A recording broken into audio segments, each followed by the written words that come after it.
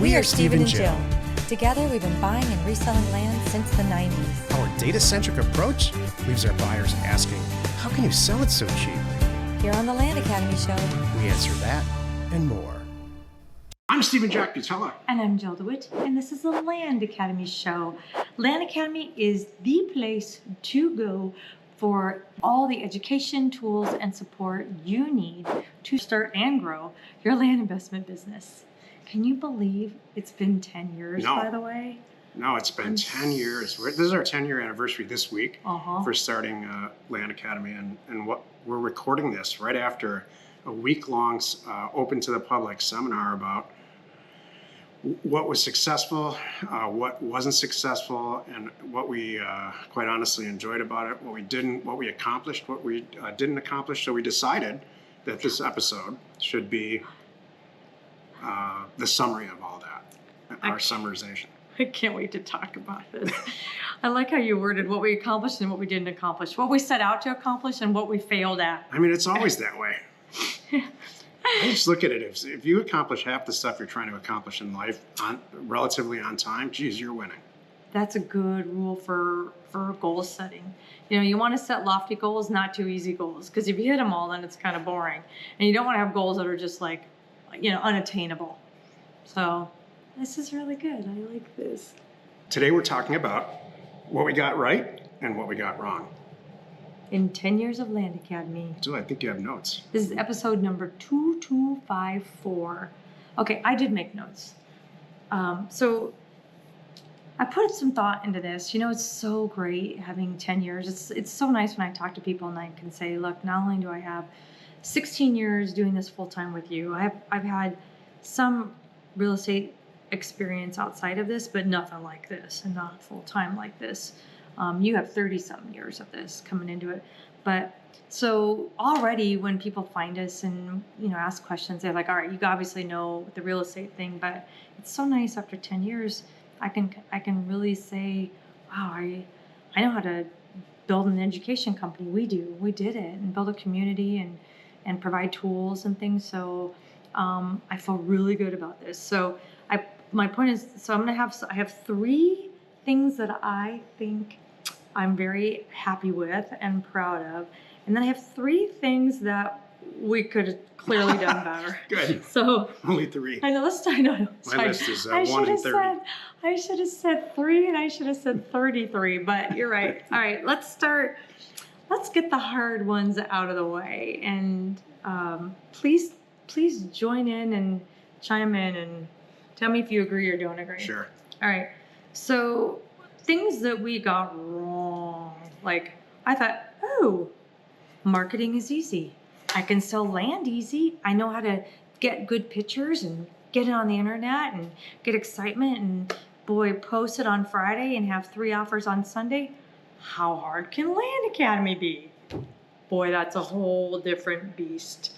Starting this, not just creating it, the content, but marketing of it was way Buying more. and selling land successfully is by far, this is my opinion off of your topic here, the easiest thing that is involved in all of what we do.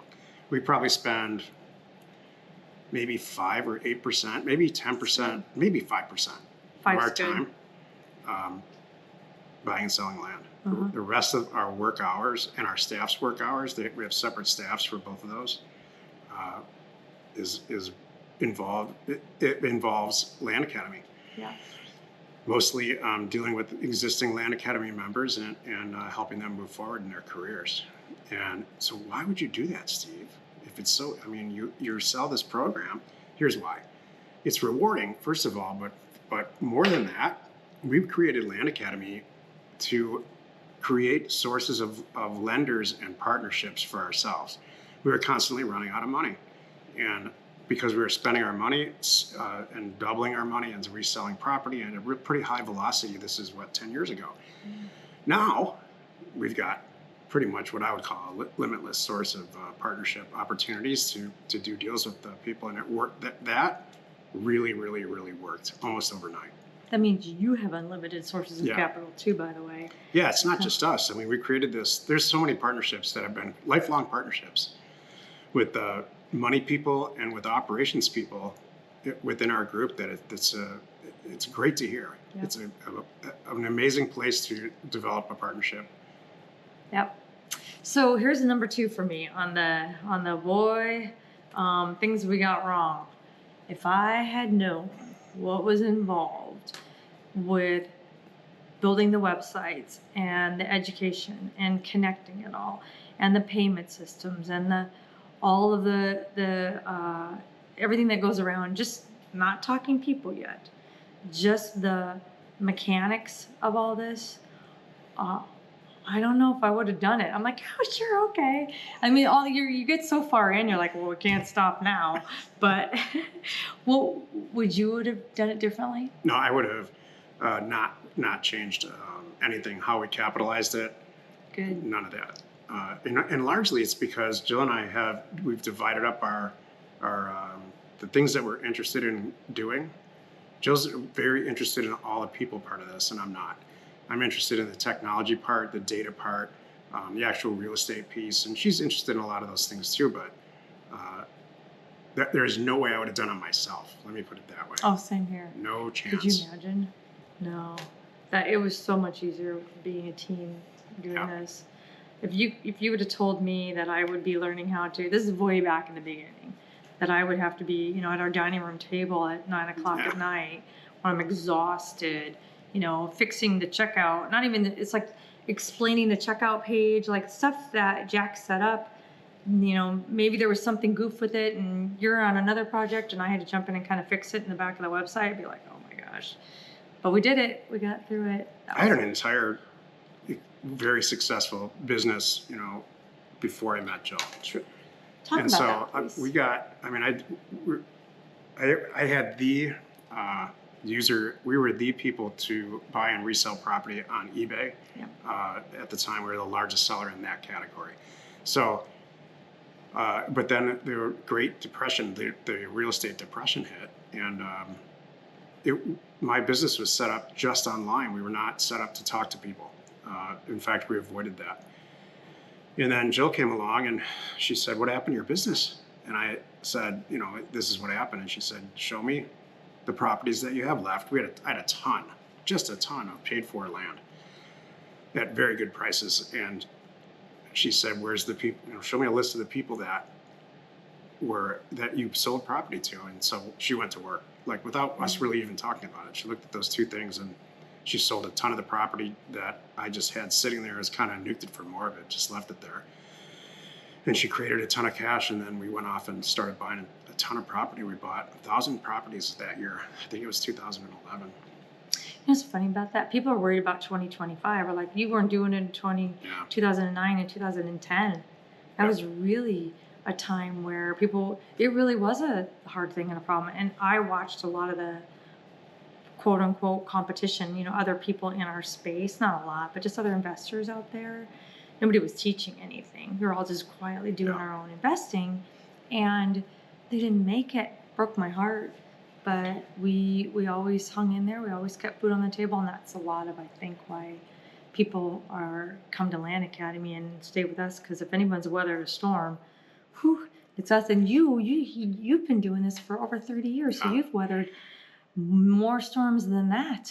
It's amazing. It's a lot of transactions later. Jill and I were constantly running out of money in a good way, because we were blowing through our self-funded acquisition budget every single month. So that was a decision for us to start Land Academy. Yeah. And almost immediately partnerships developed, and then it allowed us to, the huge pivotal point for me financially was it allowed us to buy with a partnership funding.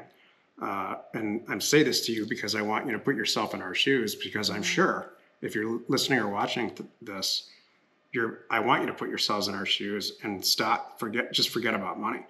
What it allowed us to do is buy houses. And so we bought a lot of properties for $150,000 to $250,000 and resold them for $50,000 to $100,000 more. And we still do that. So that's a huge capital intensive business. It's not like buying a piece of land for 30 and selling it for 90, which we did then and we continue to do now. But Yeah. there's some real money, and always has been, in buying and reselling single-family residences without renovating them. True. We've never renovated it. Well, we renovated one property actually, and we'll never do it again. Yeah. Like many people. Yeah, we've done it. It's not fun. So then the third thing that I put on my side of the sheet for things that I totally got wrong, I'm like, oh, it's going to be, I don't need a big staff. I can manage a community of 500 people, no problem. There's a lot going on, especially when we started to add different tools. Like when we launched Land Academy, it was just the program. And then that first weekend, everybody that joined us were like, what just happened? First of all, and thank you for those of you who have been there this whole time. We so appreciate you. Said, hey, we need to be able to communicate with you. We need to be able to ask questions. How can we get with you? So Jack made this amazing community. It was Success Plant back then. This is before Discord and way before there were that. tools like that. I don't even know if Bigger Pockets was going then. Maybe. I don't know. But anyway, we had our own online community. And so we created that. And I thought, oh, we got this. And then it grew so fast.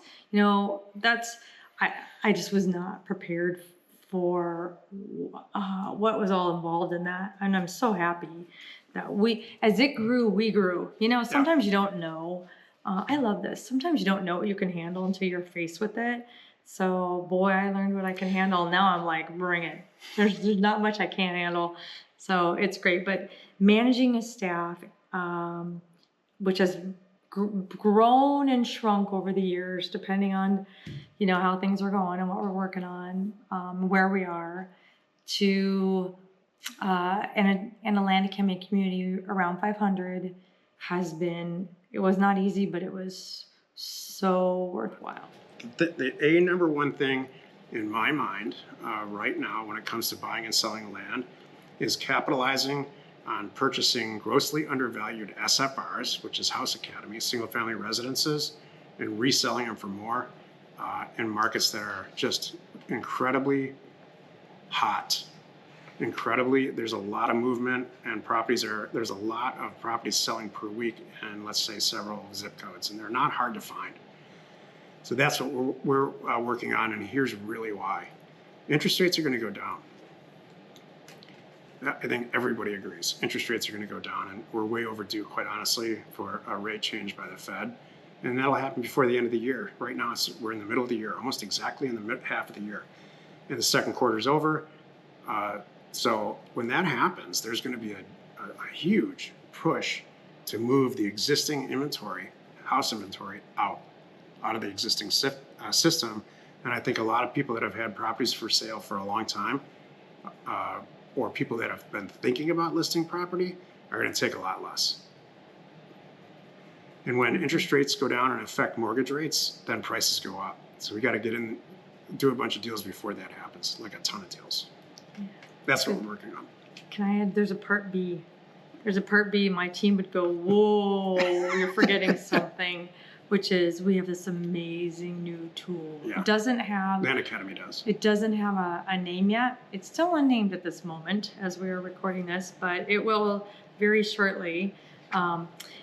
This is going to be an end-to-end. We just did a sneak peek on it at our live event that we did earlier this week. A sneak peek behind the scenes into this tool that's going to help you with everything in your business. It's going to help with a red, yellow, green test. It's going to run a red, yellow, green test almost for you. It's going to help you with pricing. It's going to help you with your CRM. It's going to help you get the mail out easier and faster, and all be stored in one place. So your CRM, your mailer, your market selection, everything will be in one place. And I love it. Jack's so sweet. He's like, I want a pizza tracker. So there's a pizza tracker along the top too, to keep you on track, so you know what should I be doing today, and really help you not let anything fall through the cracks. And it even is going to include things about establishing your business. Like there's a whole business section before you even go to the mail part. Like we can't put a mailer together unless we know the name of your company, and if you know, we need your address, we need this. So there's all kinds of little resources hidden in there too that are going to help you be so successful uh, in our world. We modeled this after the pizza tracker, Domino's Pizza. Yeah, it's really cool. You know, imagine from the thought in your brain about, I think I'm going to have pizza tonight, to the point where all the things that happen in between, and it shows up at your door. Yeah. So it's the same situation with real estate. I think I'm going to get involved with buying and selling real estate. And so from that thought, it takes you to getting a check in your hand at the end. Yeah. And it keeps everything in one place and allows you to utilize all the tools and the specific people on our staff to get the deal done. It's pretty, I'm not saying I don't want to call it an easy button. There's still a huge amount of intuition as a business owner that you will have to exercise, but it takes the garbage out of it. It takes the tasks of running the red, green, yellow test manually away. True. It takes the agony of pricing a mailer out of your life, and it allows you to get the mail in there and allows us to close the deal for you on the buy and the sell side. So, and that's just a few of the things, but it really is a game changer for buying and selling all types of real estate, not just land. Exactly. I'm so excited. I don't think anyone else is equipped out there from a staff standpoint to pull this off. No. Nobody has the experience. And we have staff that closes our deals. They would be the same people that are going to close your deals. We have, former title company owners on our staff. Yes. Yeah, that goes without saying. So we know how to do this. We own our own printing company, commercial printing company. I don't think a lot of people do that. So we got I'm this. really looking forward to the response, and hopefully the amount of deals that we all get done together increases. I already we saw a little bit of the response, and they're like, oh, how soon can I have it? Yeah. It's coming. I'm so excited. Now I want to move into a question of the week, and this comes to us from a person named Stephen also.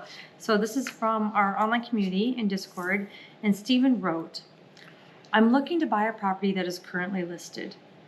We agreed on a price that is far below the listed price. This is my first time buying a property that is listed. Is there anything I need to watch out for? Are there any legalities outside of a normal deal? All right, here's the deal.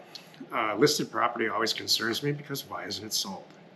The first and obvious question to that is, A, the listing looks like crap, which they almost all do, or B, it's too expensive.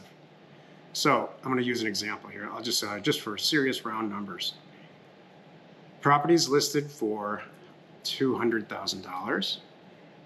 It's been reduced 4 or 5 times. Now it's at $150,000. No one's looking at the listing. You can tell on Zillow and a lot of different places, and it's just not getting any attention. Not your acquisition price, forget about that. What is your sale price going to be? So the seller started at $200,000, moved it down to $150,000. It's not selling and nobody's looking at the listing. So are you going to buy it for $140,000 and try to sell it for $150,000? This is most people's approach to this. Right. Absolutely not. Right. You need to buy the property for $20,000 or $30,000, maybe $50,000 and sell it for $100,000. Because that's how we do it when we send out a mailer. So it has to be a shake your head in amazement reduction in the actual listing price, current listing price. True. And usually that's hard to accomplish. Well, and also make sure, are there any other fatal flaws? And don't try to cut out the agent because there's contracts involved. So you need to bake that in too. So when you're making your offer price, that seller is responsible for getting that agent paid out. And I would want that. That's fair.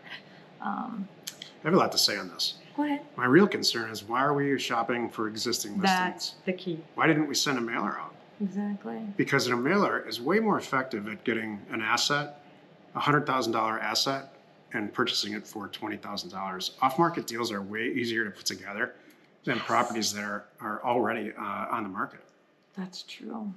That said, Jill and I have had 2 or 3 really specific, extremely financially successful scenarios just like this. So one was, it was listed for $800,000 and we bought it for $90,000. So, and if somebody said that to me, I would say, okay, well, that's a beautiful gambling story. I'm glad you gambled and won that one time, but how many times did you lose? So, and that really did happen. Those are round numbers, but that did happen. So I just think, I don't know why you would go out there and shop the MLS unless you did it like this. I'm going to make an offer on 2,000 properties, and I'm going to see which of the two, there should be 2 or 3 people are just like you would send out a mailer for 2,000 or 3,000 mailers. And there are 2 or 3 people that will probably accept my offer. But then again, how much work is that? wait, how are you making these offers? You're not picking up the phone. Now you just screwed. It's a massive that doesn't work. undertaking. That doesn't work. I agree with you. This is just like, if you saw a random one maybe, or you're really bored, or I don't know. This is, the ones that we've done, we did not go out and find. Other people did and came to us for deal funding. So Yes. that's what really has gone on. So I don't know. This is my thing. So is there anything I need to watch out for? Yeah. There are a lot of things to watch out for. Why and is it that's why sold? we send mail. Why isn't it sold? Just, that's what I'm saying. Are there other fatal flaws that you need to look up? And so and then my final thing on this, Stephen, is, how much time are you wasting on this? You do maybe you try to find one of these a week. I don't know. I could spend those 4 hours doing so much more towards my regular business and make more money than the one out of the 10 weeks. That's 40 hours in 10 weeks I devoted on this for one deal. Oh my gosh, how much I could have done in my normal course of business, how we do it, sending out mail. It just, I didn't dream this up, this business model up. Yeah. This is the way that it works. And I only know that because I tried all this other stuff. True. All of it. And the MLS only works if you're sending out tons and tons and tons of offers. But then why would you? Why not just send them to everybody? Exactly. The mail is, I designed this mailer program a lot of years ago to be easier, not harder. You send out, let's say 10,000 offers or some number, 5,000 offers, and you let the mail find its way. It's going to find its way to 2 or 3 or 5 people that are real sellers, that are going through something in their life where they do not care any longer about the price that they get for the property. They just need and want to sell it, like a garage sale. I don't know how, probably 90% of the deals that we've done, we've purchased from people that by the end of the deal are hugging Joe saying, you just solved this huge problem for me. I know. So I don't see that happening with listed property. Yeah. All right, I'm going to move on to kind of wrapping it up time. So it's getting about that time now. By the way, as you may have heard us mention before, every Thursday afternoon we have a weekly member closed call. And I want to extend a special invitation to you.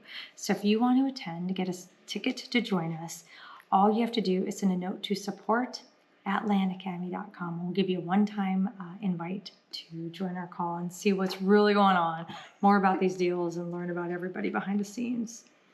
Yeah, I'm sure you've noticed that we have a new podcast format. As recently as 30 seconds ago, you've noticed that. We're really trying to make sure we continue to bring you all the value you love. If you like this episode, please like, subscribe, and give us a rating wherever you're watching us. You know what? It was time for a change. See you next week. You're not alone in your real estate ambition. We are Jack and Jill. Information and inspiration to buy undervalued property.